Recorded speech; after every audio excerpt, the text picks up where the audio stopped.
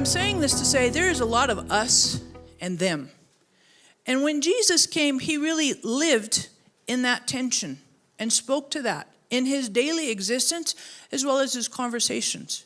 So I want us to think about 3 examples of this us and them. What does that look like? The first example is in John chapter 4. And this is this isn't a parable. This is a story of Jesus' conversation.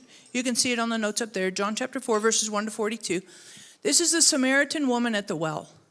And Jesus is there with her and has a really interesting conversation. He's thirsty, so he asks her, give me a drink of water. And this whole us and them, you see it instantly by her reply.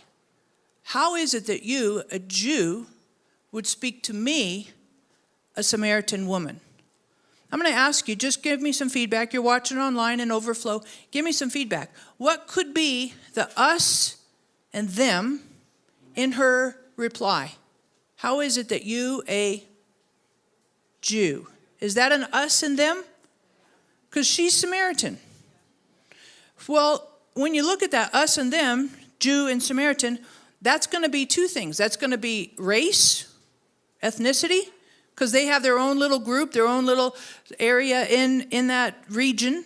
They have their own space. So it's an ethnicity. They have their own history, their own culture. It's an ethnicity. And it's also a religion. Because she speaks to him later on about how you Jews worship in Jerusalem and all that. So there's an us and them as it relates to religion. And that's another grid, us and them. The Muslims, the Hindus, you pick something. The Zoroastrians, pick something. I mean, there's a lot of us and them in our world. But family, there's a lot of us and them if we're not careful that's in us. Smile at your neighbor and say, she's doing amazing. There's also us and them in her reply to Jesus as the male and the female. You're a Jewish man. I'm a Samaritan woman. There's a whole boatload of us and them in those few words. And that's true for all of us. A lot of us have this us and them mentality.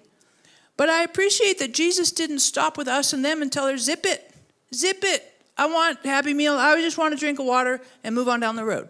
All right, just zip it. He started talking with her.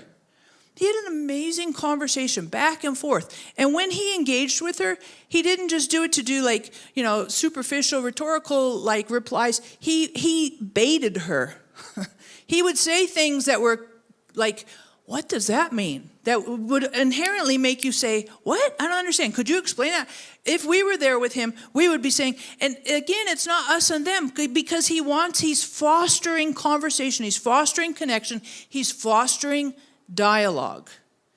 And if we're going to take down all of the us and them, then family, we need to have some conversations.